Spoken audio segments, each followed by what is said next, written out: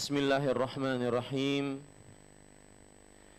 Innal hamdalillah nahmaduhu wa nasta'inuhu wa nastaghfiruh wa na'udzu billahi min shururi anfusina wa sayyiati a'malina.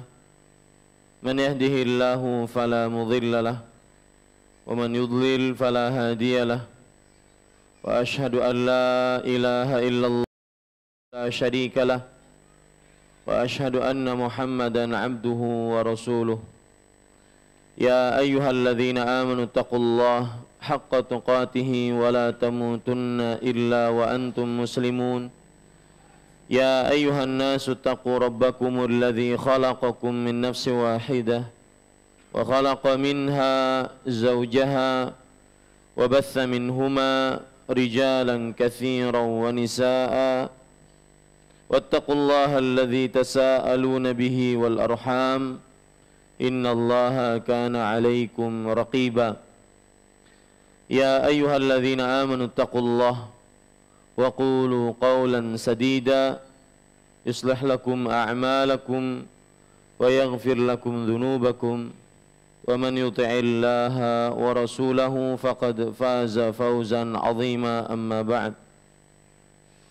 Fa inna asdaqal hadithi kitabullah wa ahsanul hadi hadi Muhammadin sallallahu alaihi wa ala alihi wa sallam wa syarrul umuri muhdatsatuha wa kullu muhdatsatin bid'ah wa kullu bid'atin dhalalah wa kullu dhalalatin finnar. Alhamdulillah, kita bersyukur pada Allah Subhanahu wa taala pada malam ini, malam Selasa 19 Jumadats Tsaniyah kita 1437 Hijriah, kita duduk bersama mengkaji ayat-ayat suci Al-Quran dan hadis-hadis Rasul sallallahu alaihi wa ala alihi wasallam, yaitu membaca kembali kitab Bulughul Maram min Adillatil Ahkam yang ditulis oleh Al-Hafidh Ibnu Hajar Al-Asqalani rahimahullahu ta'ala. Salawat dan salam semoga selalu Allah berikan kepada Nabi kita Muhammad sallallahu alaihi wa ala alihi wasallam, pada keluarga beliau, para sahabat, serta orang-orang yang mengikuti beliau sampai hari kiamat kelak. Dengan nama-nama Allah yang husna dan sifat-sifatnya yang ulia, kita berdoa, Allahumma ahyina alal iman wa amitna alal Islam.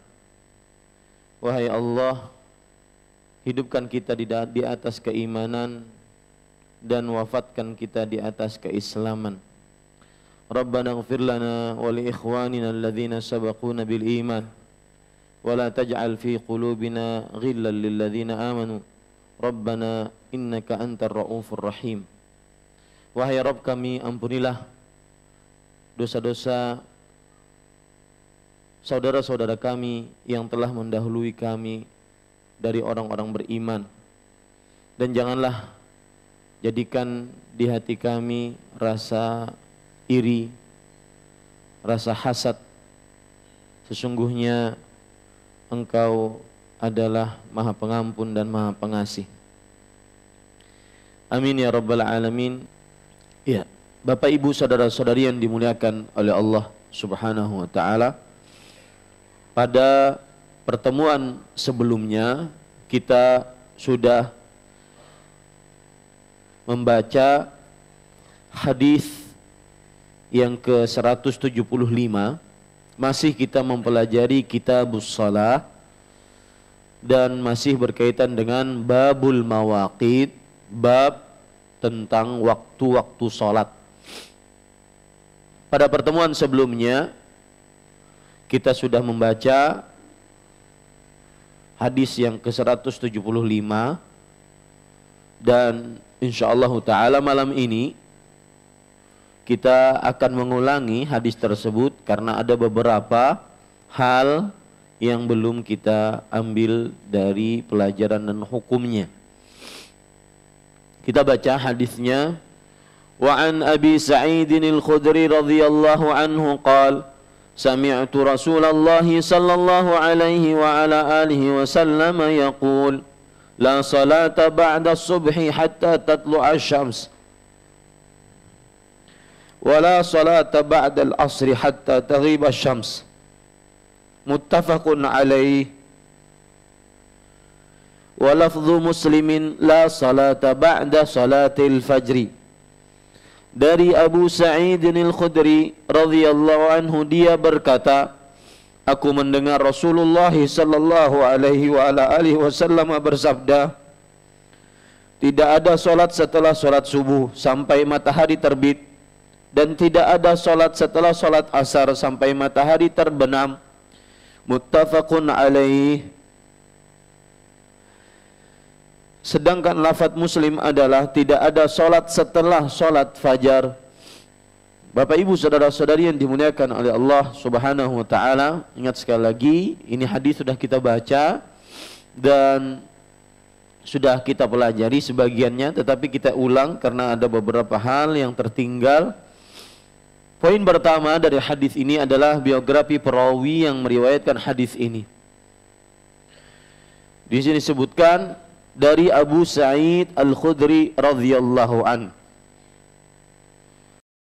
Sa'id al-Khudri, beliau adalah sahabat Rasul sallallahu alaihi wa alihi wasallam, terkenal dengan kunyahnya.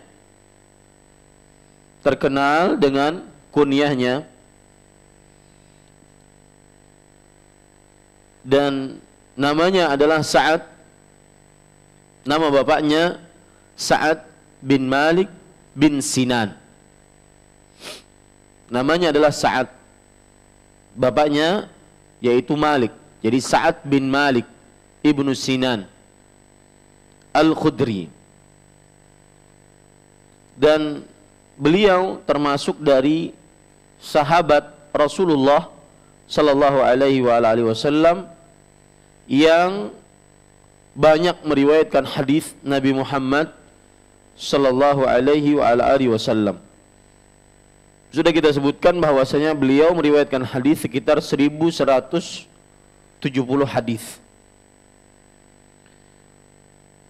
Ini menunjukkan banyaknya hadis yang beliau riwayatkan dari Nabi Muhammad sallallahu alaihi wasallam. Dan beliau termasuk sahabat Nabi yang masuk Islam tatkala masih kecil. Sahabat Nabi yang masuk Islam tatkala masih kecil. Bapaknya yaitu Sa'ad bin Malik bin Sinan wafat dan mati syahid di peperangan Uhud. Wafat dan mati syahid di peperangan Uhud. Dan Abu Sa'id al-Khudri baru diperbolehkan untuk ikut berperang pada peperangan Khandaq. Dan beliau wafat pada tahun 74 Hijriyah. Abu Sa'id al-Khudri radhiyallahu anhu wafat pada tahun 74 Hijriyah. Dan Bapak Ibu saudara-saudari yang dimuliakan oleh Allah Subhanahu wa taala, ada riwayat menarik tentang Abu Sa'id al-Khudri radhiyallahu an, yaitu disebutkan di dalam Syiar Alamin Nubala, kitab Syiar Alamin Nubala. Ini kitab sejarah yang ditulis oleh Imam Az-Zahabi. Saya bacakan dari Ismail bin Ayyash. Beliau bercerita, Amba'ana Uqail ibn Mudrik yarfa'uhu ila Abi Sa'id al-Khudri radhiyallahu anhu qala. Dari Ismail bin Ayyash, beliau bercerita, Uqail bin Mudrik bercerita, ceritanya ini sampai sanadnya kepada Abu Sa'id al-Khudri. Abu Sa'id al-Khudri berkata, alaika bitaqwallah fa inna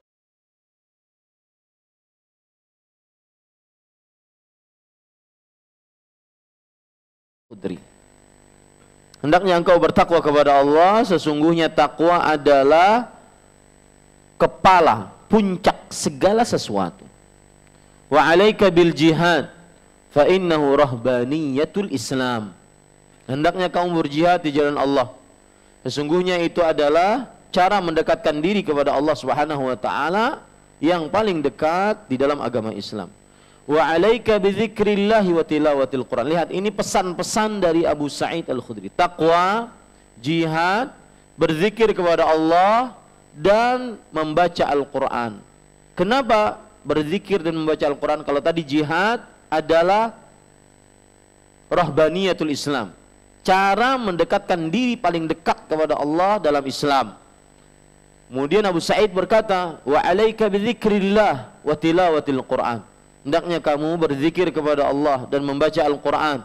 Fa innahu ruhuka fi ahlis sama. Sesungguhnya dia adalah kedudukanmu di tengah-tengah penduduk langit nantinya. Ya, zikir kita, bacaan Al-Quran kita akan menjadi penyebab kita mempunyai kedudukan di tengah penduduk langit, yaitu di tengah para malaikat. Wa dzikruka fi ahlil ard. Dan dengan zikirmu maka penduduk langit pun akan mengingatmu, penduduk bumi pun akan mengingatmu. Wa 'alaika bis-samti illa fi haq. Ini benar. Dan hendaknya engkau diam kecuali dalam kebenaran. Fa innahu taghlibu syaitan. Sesungguhnya diam itu akan mengalahkan godaan syaitan. Biasakan ini, Pak. Kita mari membiasakan bersama-sama. 'Alaika bis-samti fa innahu taghlibul haq.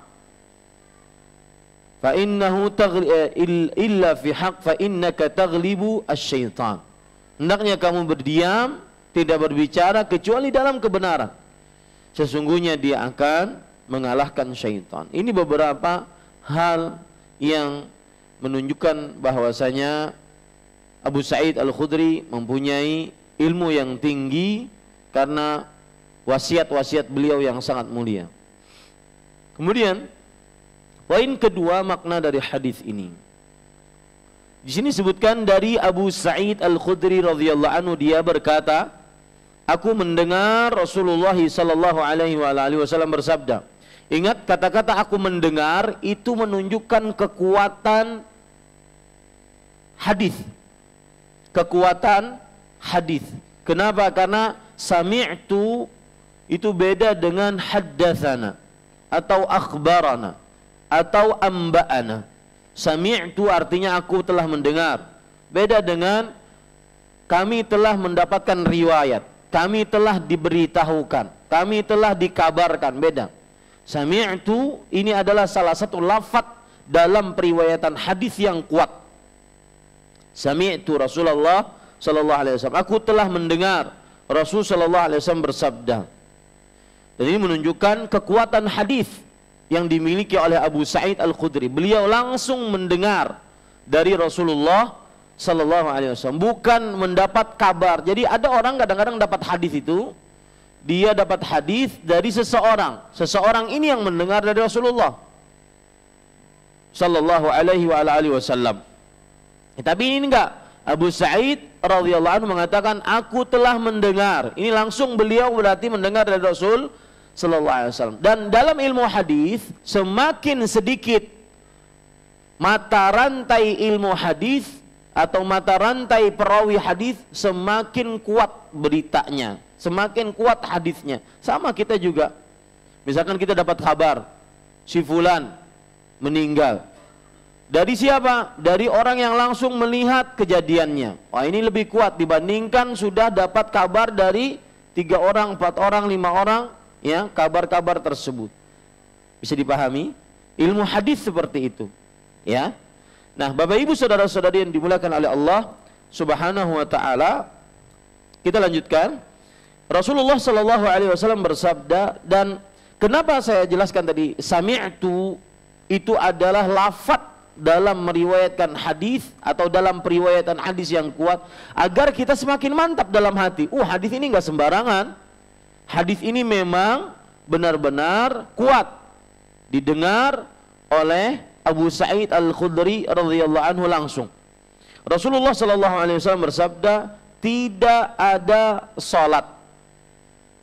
Bapak, Ibu, saudara-saudari yang dimuliakan oleh Allah Subhanahu wa taala, di dalam ilmu usul fikih, kata-kata tidak ada itu namanya peniadaan, atau dalam bahasa Arabnya penafian. Peniadaan. Ya. Kata-kata la salata itu namanya peniadaan, atau dalam bahasa Arabnya penafian. Saya tidak tahu kalau nafi itu masuk dalam Kamus Besar Bahasa Indonesia enggak? Sebentar. Ya. Nafi. Iya, masuk. Penafian artinya penolakan. Ya. Kamus Besar Bahasa Indonesia itu. Yang jelas, kalau ada la nanti saya akan tulis. Kemudian setelah itu la salata misalkan, tidak ada salat, itu maknanya adalah peniadaan, atau dalam bahasa Arabnya apa? Penafian.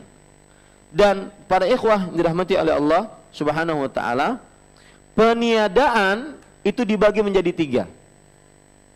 Ya. Lam yang artinya an-nafyu, bahasa Indonesianya peniadaan.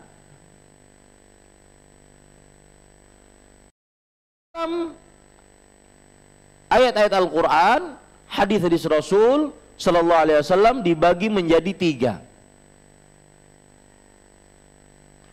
Yang pertama yaitu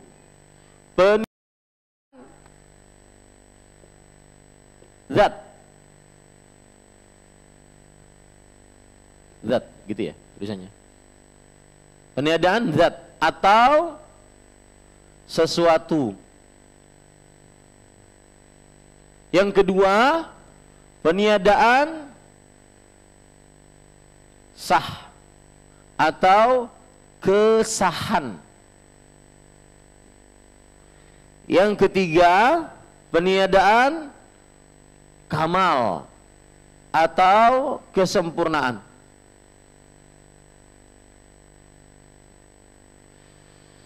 Contoh sekarang, peniadaan zat. Kalau kita ucapkan la khaliqa illallah, adzan isya ini. Baik, adzan dulu silakan.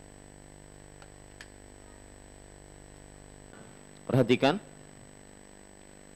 Ketika kita berbicara la, ya, meskipun dalam ilmu nahwu atau dalam bahasa Arab, la itu nanti macam-macam, tapi kita akan bicarakan la itu untuk peniadaan dulu.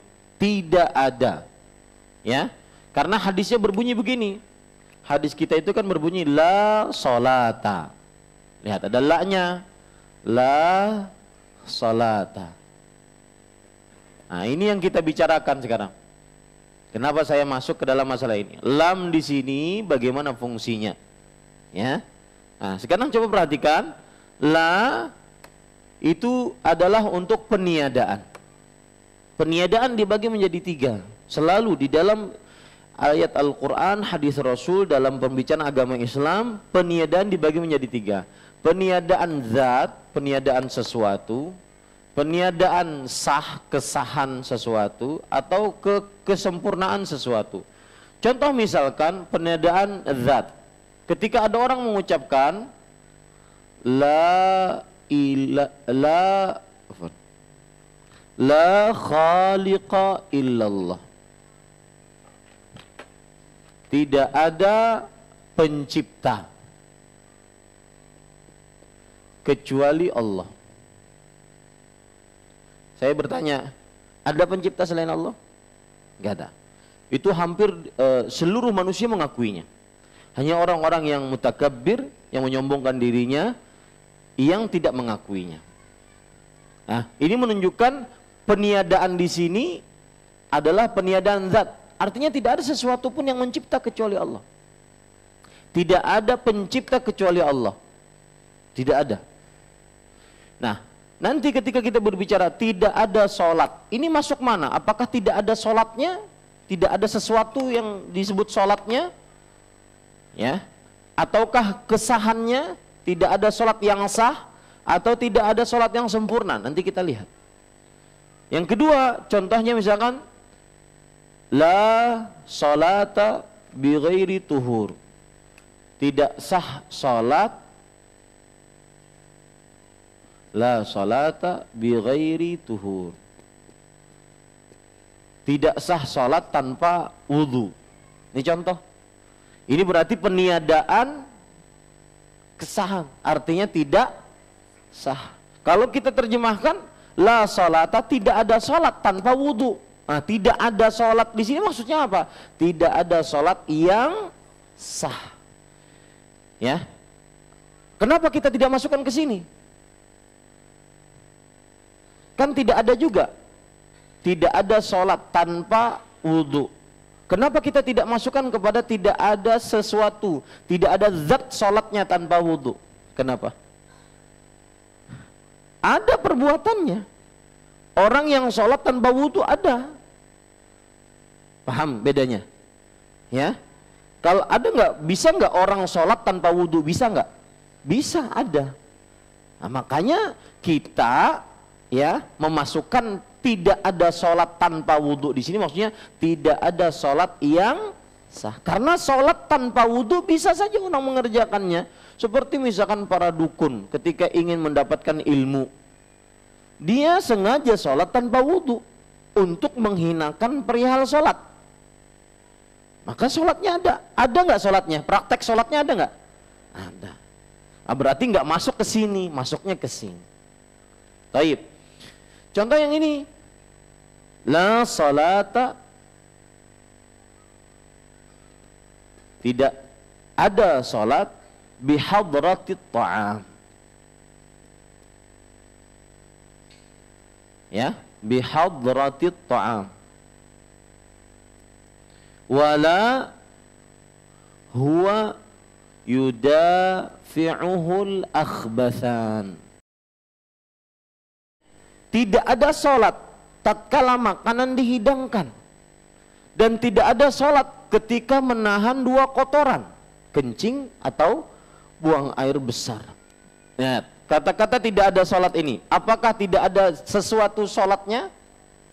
Hah? Ada nggak? Ada. Apakah tidak sah? Sah. Apakah tidak sempurna? Nah, ini berarti tidak ada sholat yang sempurna kalau hidangan kalau makanan dihidangkan, atau kalau lagi kebelet, ya lagi sholat, ya nahan. Sholatnya sah, tapi tidak sempurna. Sama ketika Rasulullah SAW berfirman, Rasulullah SAW bersabda, la imana liman la amanatalah. Tidak ada iman bagi siapa yang tidak mempunyai amanah. Nah, masuk mana ini? Tidak ada iman siapa yang tidak amanah. Masuk zat atau sah atau kamal. Hah? Imannya ada nggak? Ada, berarti nggak kafir dia. Kalau nggak amanah nggak kafir. Sah nggak imannya masih? Ya, orang yang korupsi nggak amanah itu. Orang yang curi nggak amanah itu. Orang yang sah masih imannya. Sempurna enggak? Nah, ini masuk ke sini berarti. Paham sekarang? Jadi peniadaan itu ada 3 macam. Peniadaan zat, peniadaan kamal. Nah, kita tahunya dari mana Ustadz ini?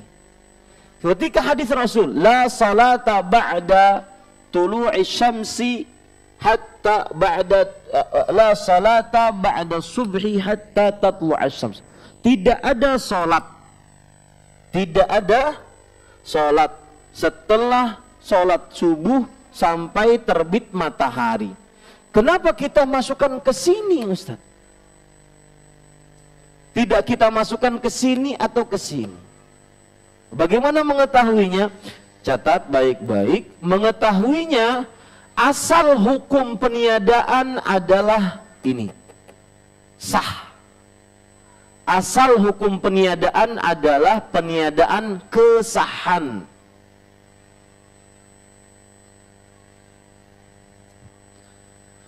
Asal hukum peniadaan adalah peniadaan kesahan. Jika ada dalil, baru peniadaan kesempurnaan. Nah, itu dia. Asal hukum peniadaan adalah peniadaan kesahan.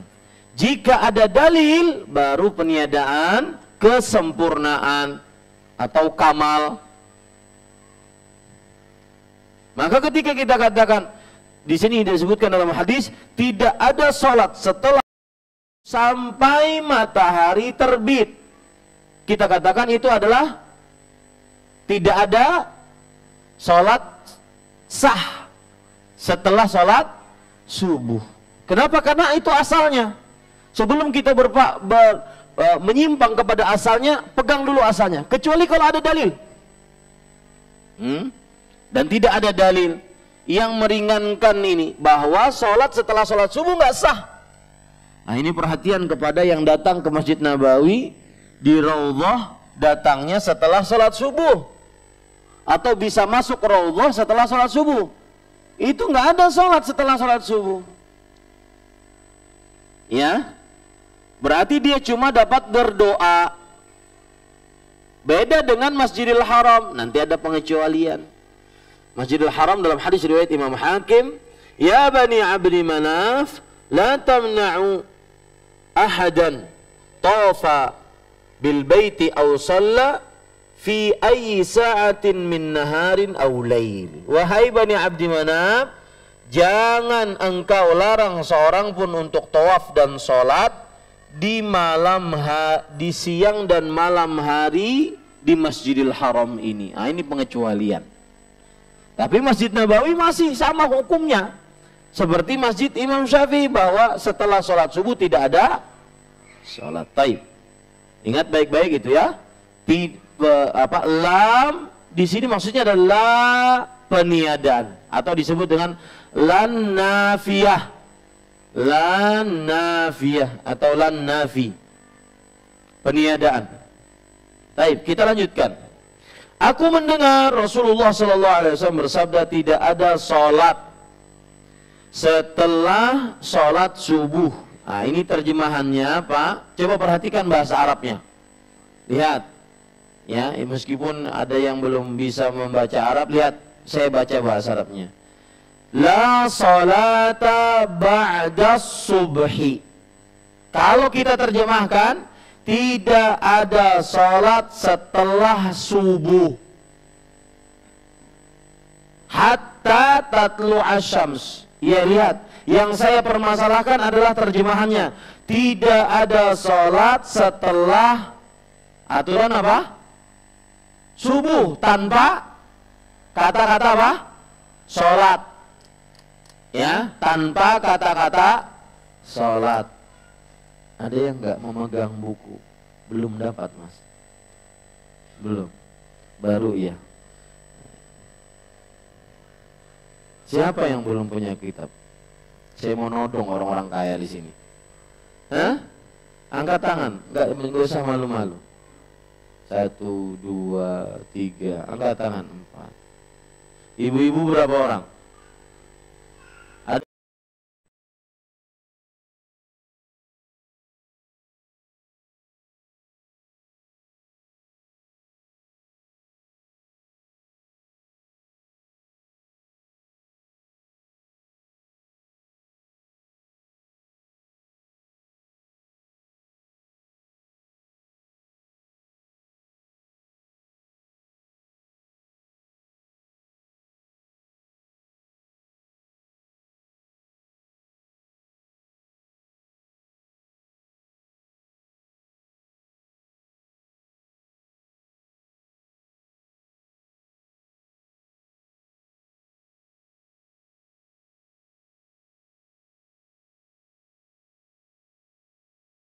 Sebenarnya seperti itu. Tidak ada sholat setelah subuh. Bapak, yang Bapak maksud setelah subuh di sini, kalau ada orang mengatakan, Ustadz, kalau begitu terlambat bangun subuh, nggak usah subuh lagi. Karena hadisnya begitu, tidak ada sholat setelah subuh. Betul nggak?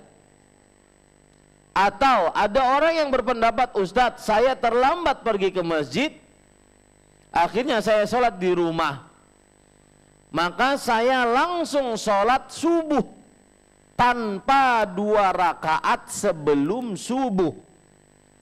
Loh kenapa? Karena hadisnya berbunyi, tidak ada sholat setelah subuh.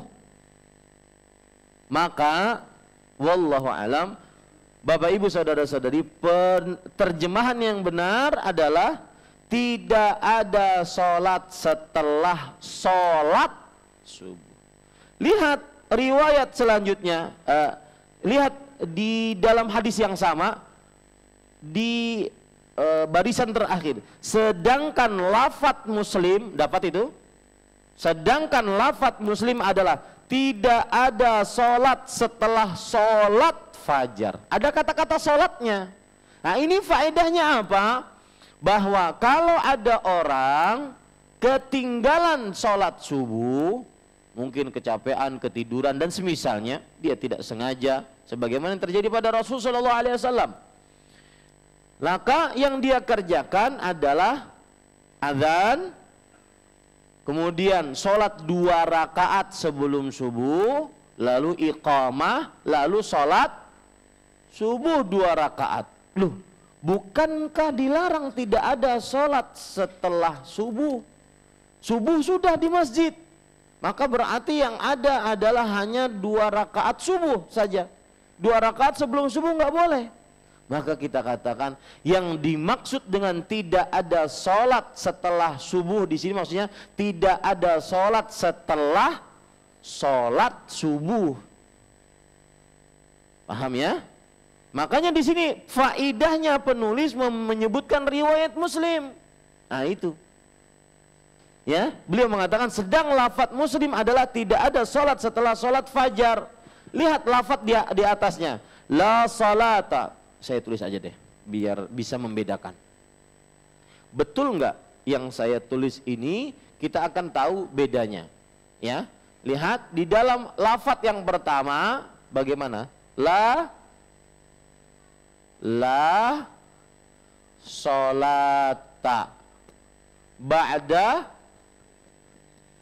subhi.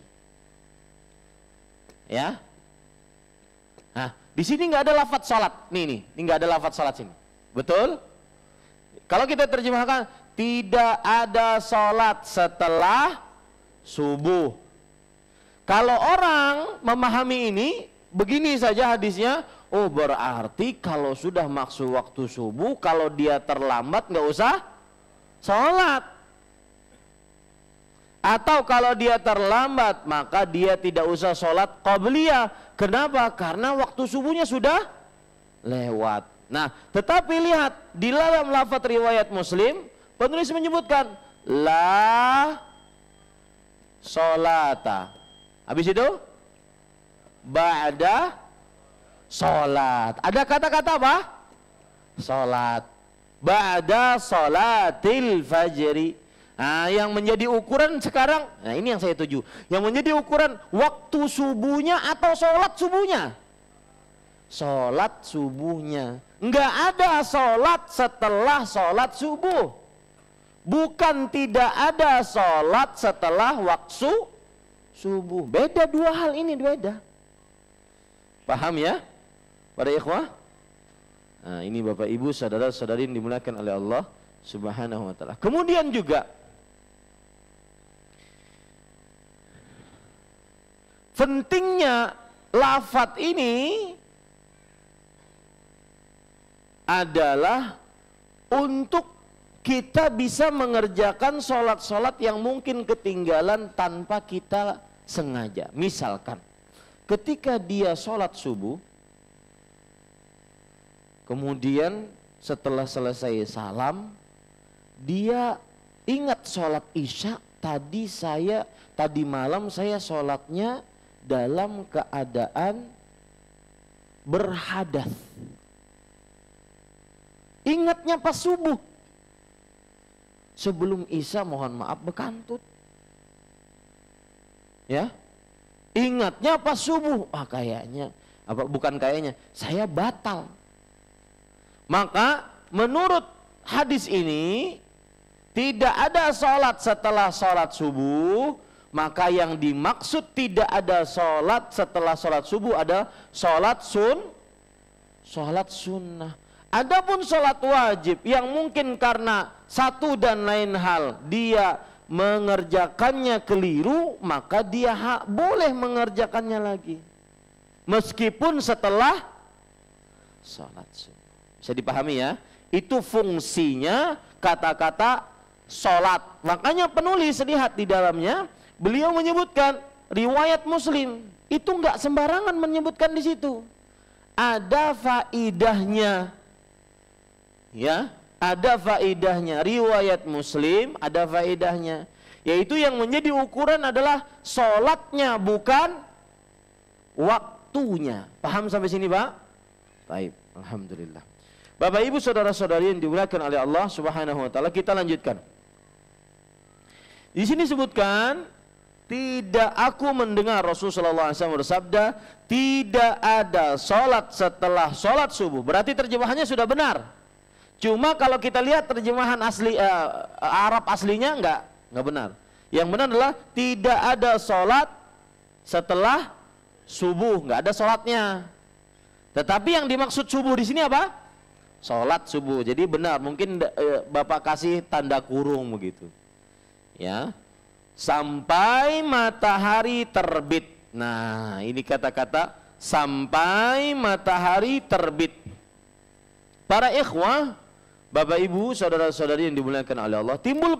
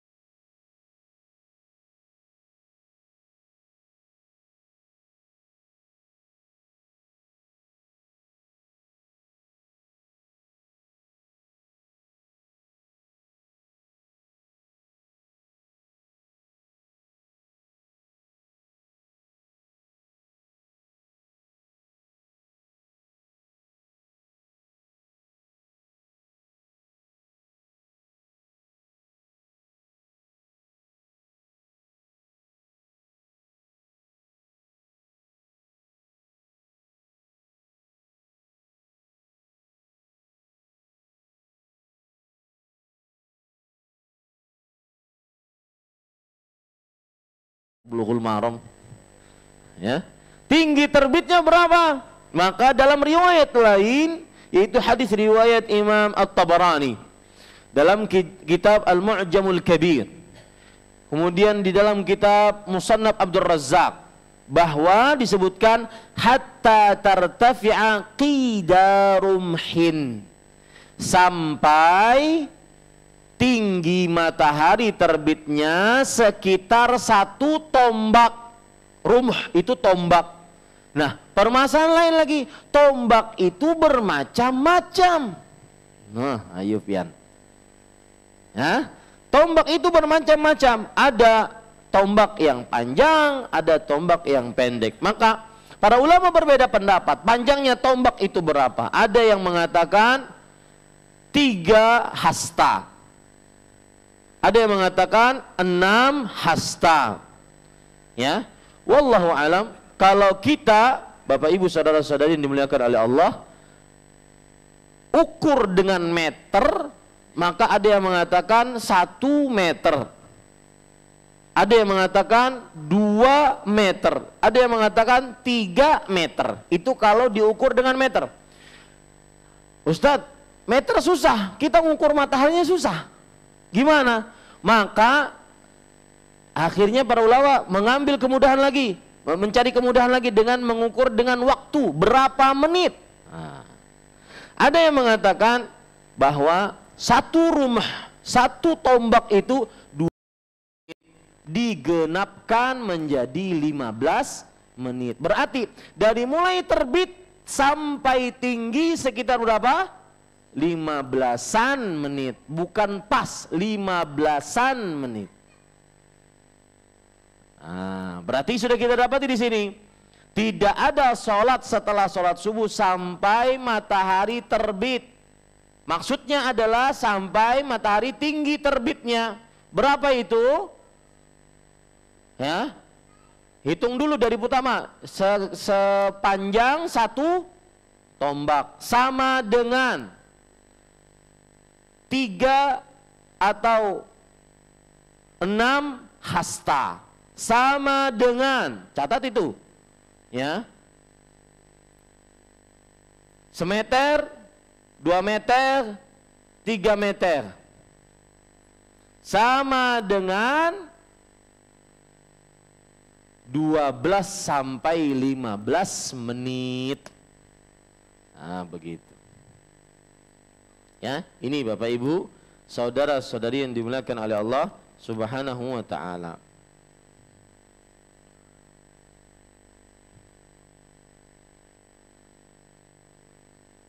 Bisa dipahami sampai sini? Kita lanjutkan. Dan tidak ada sholat setelah sholat asar. Ingat, kata-kata tidak ada masih tidak ada apa maksudnya di sini? Penafian apa? Sah. Penafian sah. Tidak ada sholat yang sah setelah sholat asar. Ingat, ini pun asar ini bukan waktunya, akan tetapi apa? Sholatnya. Saya ingin bertanya, ingin menguji saja, ingin mengulang saja, bukan menguji, mengulang saja. Kenapa kita katakan bukan waktunya, tetapi yang dimaksud adalah sholatnya? Apa fungsinya? Apa faedahnya? Siapa yang bisa menjelaskan? Agar saya tahu Bapak, Ibu dan saudara-saudara sekalian bisa memahami. Apa tadi? Kenapa kita katakan tidak ada sholat yang sah setelah subuh? Subuh di sini bukan waktu subuh, tetapi sholat subuh. Sama, asar bukan waktu asar, tetapi sholat asar. Apa maksudnya, Pak? Silakan.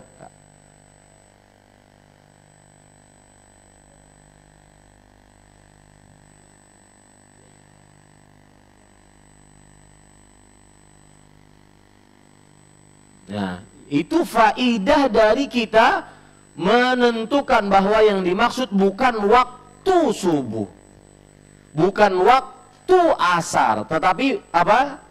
Sholat subuh atau sholat asar. Karena ketika ada orang yang belum sholat subuh, tetapi sudah masuk waktunya, maka masih boleh dia mengerjakan sholat seperti sholat qabliyah subuh atau sholat qabliyah asar, meskipun sudah masuk waktunya. Karena yang menjadi ukuran apa? Sholatnya, bukan waktu asarnya atau waktu subuhnya. Sampai matahari terbenam. Sampai matahari terbenam. Muttafaqun alaih. Muttafaq alaih ini artinya apa? Diriwayatkan secara sepakat oleh Imam Bukhari dan Muslim. Sedangkan dalam lafaz Muslim disebutkan tidak ada sholat setelah sholat fajar. Ingat, apa fungsi Al-Hafidh Ibnu Hajar menyebutkan riwayat Muslim? Ingat Pak, Al-Hafidh Ibnu Hajar seorang ahli fikih, Beliau ketika menyebutkan riwayat Muslim maksudnya enggak iseng gitu loh. Ini ada riwayat Muslim, enggak, tapi ada faedahnya. Maka beliau sebutkan riwayat Muslimnya, la salata ba'da salatil fajr. Tidak ada salat setelah salat. Kata-kata salat ini tadi yang kita jelaskan. Fungsinya itu. Nah, ini menunjukkan pula bahwa salat subuh nama lainnya adalah fajar. Nama lain dari salat subuh adalah salat fajar. Dan ini menyanggah pendapat sebagian orang bahwasanya sholat fajar beda dengan sholat subuh. Enggak, sholat subuh ya sholat fajar. Saya sering sekali ditanya, Ustaz, sholat subuh, sholat fajar itu waktunya bila? Pas subuh. Iya, karena ada sebagian mengatakan bahwasanya yang dimaksud ketika Rasulullah SAW bersabda, raka'atal fajri khairun minad dunya wa ma fiha. 2 rakaat sebelum fajar. Di situ hadisnya disebutkan apa? Fajar. Lebih baik daripada dunia seisinya. Nah, ini fajar ini apabila, maka kita katakan fajar itu yaitu apa? Subuh. Nah, itu garis bawahi, Pak. Salat fajar adalah salat subuh. Nama lain dari salat subuh adalah salat fajar. Wallahu a'lam. Tapi poin ketiga, derajat hadis ini. Hadis ini sahih, tidak ada keraguan sedikit pun di dalamnya. Bapak, Ibu, saudara-saudari yang dimuliakan oleh Allah Subhanahu wa ta'ala. Kita sekarang ambil pelajaran dari hadis ini. Poin keempat, hukum dan pelajaran dari hadis ini. Yang pertama, hadis ini menunjukkan larangan tentang sholat setelah sholat subuh. Ya, tentang larangan setelah sholat subuh, tentang larangan sholat setelah sholat subuh. Yang kedua,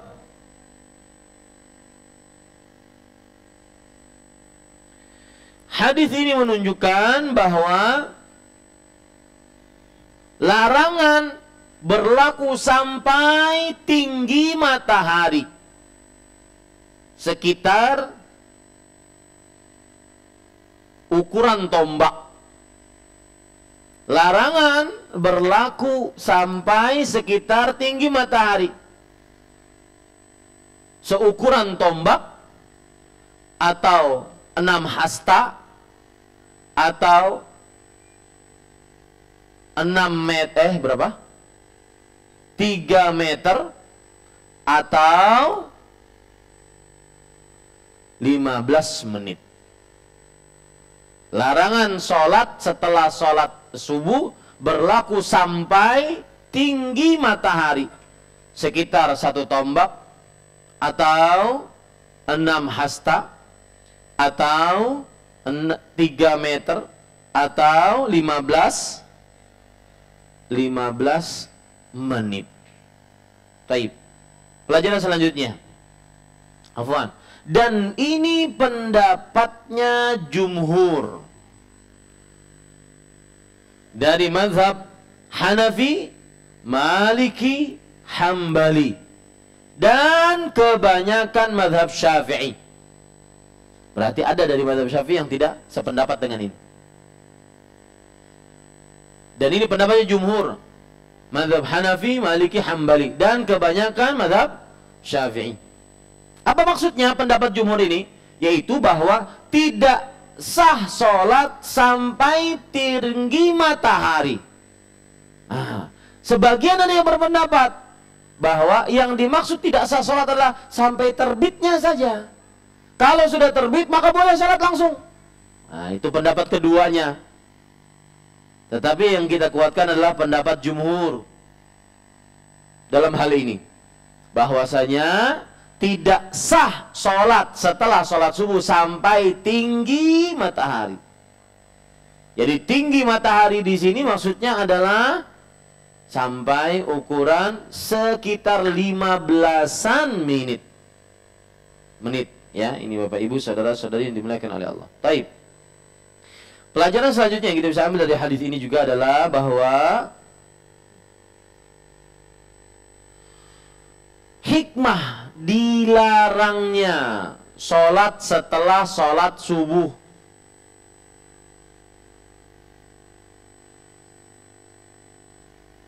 Hikmah dilarangnya sholat setelah sholat subuh. Dikhawatirkan akan menyerupai penyembah matahari. Nah, ini hikmahnya. Dikhawatirkan akan menyerupai penyembah matahari.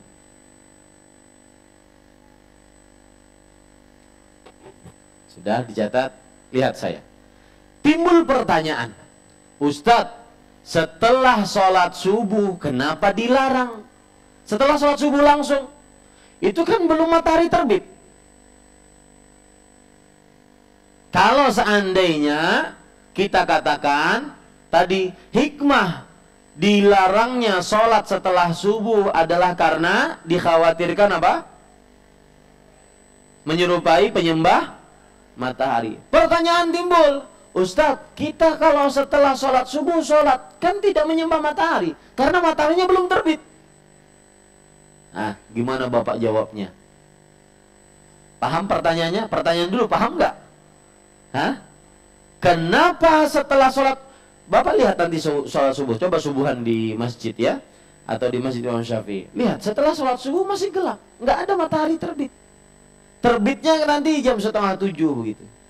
Nah, kenapa setelah sholat subuh langsung dilarang? Nah, mohon, siapa yang bisa menjawab? Karena nggak ada. Karena meskipun larangannya adalah dikhawatirkan karena menyerupai penyembah matahari, maka seluruh sarana yang menghantarkan ke sana diharamkan. Paham ya? Sholat setelah sholat subuh itu merupakan apa? Sarana nantinya akan menyerupai penyembah matahari. Maka tetap dilarang sholat setelah sholat subuh. Nah, ini yang sering disebut oleh para ulama sebuah kaidah, al-wasail laha hukmul maqasid. Sarana mempunyai hukum seperti hukum tujuan. Kalau tujuannya haram, maka seluruh sarana yang menghantarkannya haram. Sholat setelah sholat subuh haram dan tidak sah, dikhawatirkan penyembah menyerupai penyembah matahari. Maka meskipun setelah sholat subuh langsung belum terbit matahari, tetap diharamkan. Kenapa? Karena ditakutkan menjadi sarana. Nah, Ustaz, apa yang dicatat? Catat, silakan. Dan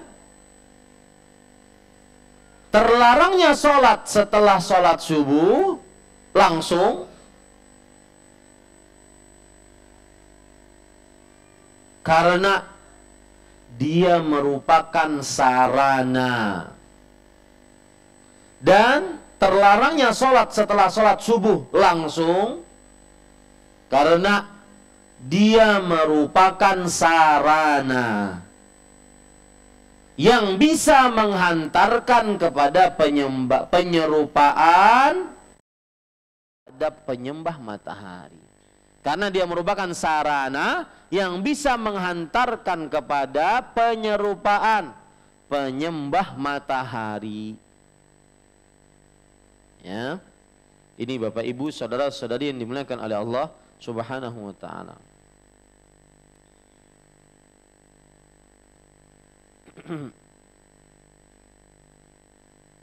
Timbul pertanyaan lagi.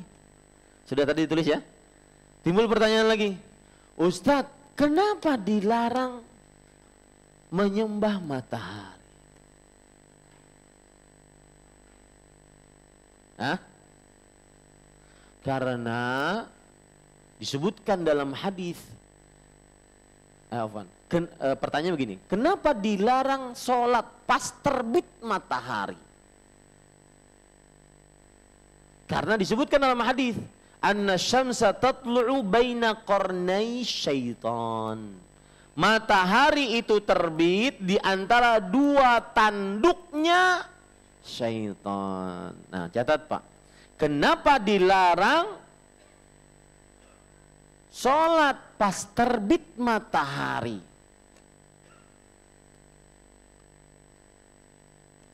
Kenapa dilarang sholat pas terbit matahari? Karena Rasul Shallallahu Alaihi Wasallam bersabda, matahari terbit di antara dua tanduknya syaitan. Hadis riwayat Bukhari dan Muslim. Bukhari. Hadis riwayat Bukhari dari Abdullah bin Umar radhiyallahu anhuma.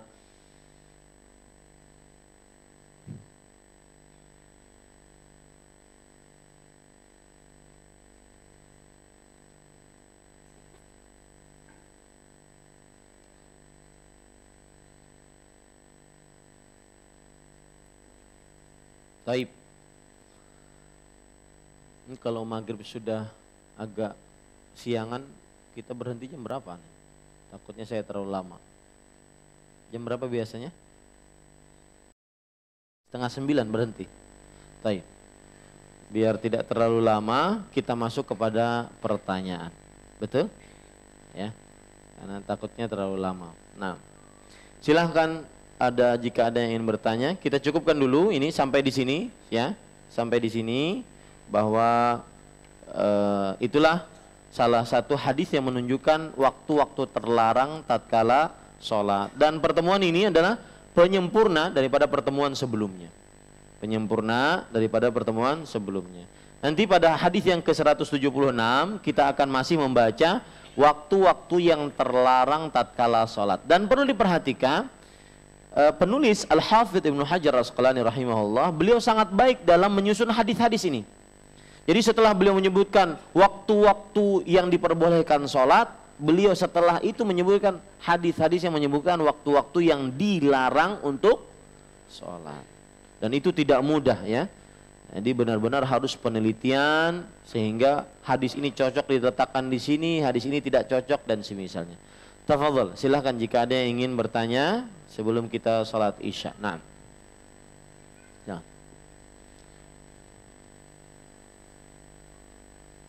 Assalamualaikum Ustaz. Cuman pengetahuan aja Ustaz, itu kalau sunrise terbit matahari itu terbit di antara dua tanduknya setan. Kalau sunset gimana Ustaz? Sama juga kah? Iya. Iya. Ada hadis Rasul sallallahu alaihi wasallam juga menyebutkan tentang sunset, terbenamnya matahari juga terbenam di antara dua tanduk syaitan. Ketika Rasul sallallahu alaihi wasallam bersabda tentang sifat salatnya orang munafik. Tilka salatul munafiq, tilka salatul munafiq, tilka salatul munafiq. Itulah salatnya orang munafik, itulah salatnya orang munafik, itulah salatnya orang munafik.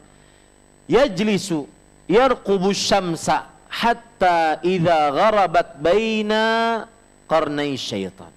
Mereka duduk, masuk waktu asar mereka duduk, nunggu matahari. Ketika matahari terbenam di antara dua tanduk syaitan. Sama. Ya, sama. Wallahu a'lam. Baru mereka qama fanaqara arba'an la yadhkuruna Allah illa qalila. Lalu mereka bangun salat, kemudian salatnya dengan cepat seperti burung mematuk makannya, ya, dan tidak menyebut di dalam salatnya kecuali nama Allah sedikit saja. Wallahu a'lam. Nah, ada yang lain? Silakan. Terima kasih Ustaz, mau tanya mungkin di luar tema sedikit tapi Silakan. masih ada hubungannya. Di saat kita sedang sahur itu setelah mendengarkan azan, apa yang ada di mulut harus dihabiskan dan apa yang ada di tangan harus dihabiskan. Yang saat Allahu Akbar pertama atau sampai la ilaha illallah sampai harus dihabiskan. Terima kasih. Pian hendaknya mana?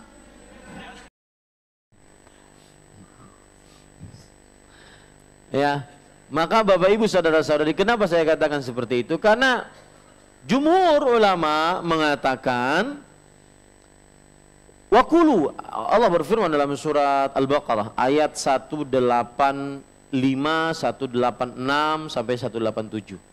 Wakulu washrabu hatta yatabayyana lakumul khaytul abyadu minal khaytil aswadi minal fajr. Makan dan minumlah Artinya sahur tuh makan. Sampai kapan? Sampai terang benang putih dari benang hitam. Maksudnya sampai azan. Nah, di sini jumhur mengatakan bahwa waktu makan sahur itu sampai azan. Tatkala azan Allahu Akbar, apa yang ada di tangan dilepas, apa yang ada di mulut dikeluarkan. Ini pendapat jumhur. Ada lagi hadis yang menurut para ulama hadis ini sahih, hadis riwayat Abu Hurairah radhiyallahu anhu, bahwa Rasul sallallahu alaihi wasallam bersabda, "Idza adzanal muadzinu," jika azan dikumandangkan oleh seorang muadzin, wa ta'amu fi yadihi, dan makanan di tangannya, fala yadha'hu hatta yaqdiya hajatahu minhu, maka jangan dia lepaskan makanan tersebut sampai dia selesai dari hajatnya terhadap makanan tersebut. Hadis ini sahih. Wallahu alam, Bapak Ibu saudara-saudari, berdasar hadis ini, apabila seseorang sedang sahur kemudian dikumandangkan azan, maka dia boleh, bukan wajib, boleh untuk memakannya dan menyelesaikan makanan apa yang ada di tangan. Jangan nambah. Ya. Nah, itu apa yang ada di tangan. Nah, menyelesaikannya sampai kapan? Sampai dia selesai. Ya, demikian. Wallahu a'lam. Nah, silakan. Kenapa demikian, Pak? Kenapa kok boleh? Berdasar hadis tadi, kemudian berdasar juga al-aslu baqa makan ala makan.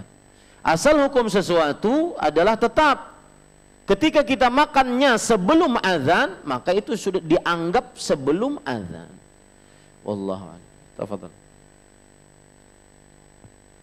Bismillah. Berkenaan dengan penafian tadi, Ustaz. Ya. Ada hadis, teringat sebuah hadis, tapi tadi tidak ketemu di kitab kita. Kalaulah hadis ini sahih, jadi mohon bagaimana penjelasannya juga. Hadisnya kurang lebih, idza uqimatis shalah fala salata ilal maktubah. Ya. Apabila telah dilaksanakan iqamah, maka tidak ada salat kecuali salat yang wajib gitu. Ya. Nah, mohon penjelasannya juga terkait dengan penafian ini, Ustaz. Jazakallah. Iya. Hadisnya riwayat Tirmidzi, Mas, sahih. Jika diiqamahkan salat, maka tidak ada salat. Lihat, ini juga penafian. Tidak ada salat kecuali salat wajib. Lam di sini, Mas, maksudnya adalah lamun nahi, bukan lamun nafi. Jadi dia peniadaan, lafadznya, redaksinya lafadznya adalah peniadaan, tetapi tujuannya adalah larangan. Maka tidak boleh sholat, gitu loh maksudnya. Tidak boleh sholat kecuali sholat apa? Wajib. Jadi kalau seandainya ada orang sudah qomat, imam sudah di depan, kemudian sholat dimulai, ya, dia datang. Wah, pas datang pas subuh, salat subuh ceritanya. Saya belum sholat 2 rakaat sebelum subuh. Sholat dulu dia 2 rakaat sebelum subuh. Ah, ini yang nggak boleh. Itu yang tidak diperbolehkan. Langsung dia masuk, ya. Ustaz, 2 rakaat sebelum subuhnya bagaimana? Ya nasibmu, karena terlambat. Nah, tetapi pun itu pun ada solusi nantinya, yaitu setelah sholat subuh langsung, ataupun diqadha antara waktu setelah terbit tinggi matahari antara waktu itu dengan zuhur, boleh dikerjakan. Ya, begitu ya. Jadi maksudnya itu tidak ada sholat di situ, maksudnya larangan. Jangan sholat setelah iqamah kecuali mengerjakan sholat berjamaah bersama imam.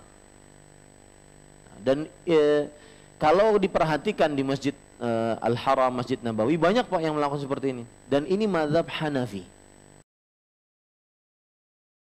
Sholat 2 rakaat sebelum subuh itu wajib hukumnya. Makanya imam, sering kita dapat itu di masjid-masjid kampung-kampung di kota Madinah. Mereka itu imam sudah sholat, sudah rakaat pertama, mereka masbuk, tetap mereka sholat 2 rakaat sebelum subuh. Jadi lebih mendahulukan 2 rakaat sebelum subuh daripada ikut berjamaah. Meskipun imamnya salam Ustaz, meskipun. Ya. Nah, itu mazhab Hanafi wallahu a'lam. Nah. Silakan. Ibu-ibu sebentar, ibu-ibu ada pertanyaan? Ya. Tidak ada, silakan. Assalamualaikum Ustaz. Waalaikumsalam. Saya mau menanyakan tentang satu tombak itu Ustaz. Ya. Tadi kurang lebih 12 sampai 15 menitan setelah terbit. Kalau mau hitung mudahnya, karena di sini kan tidak ada waktu terbit. Kalau ditarik dari waktu subuh, kira-kiranya berapa menit gitu Ustaz? Sama satu lagi. Ya. Yang itu dulu satu lupa. Ya. Kira-kiranya berapa menit? Maka ada pernah yang menghitung di Masjid Nabawi, kira-kiranya 100 menit. Nah, kira-kiranya. Tapi jangan sampai beranggapan harus 100 menit. Kenapa? Karena itu kira-kira. Qadra qida rumhin. Ya, sekitar 1 tombak. Bukan pas gitu. Karena kalau kita ngepasin nanti perlu dalil tersendiri. Ya, wallahu a'lam.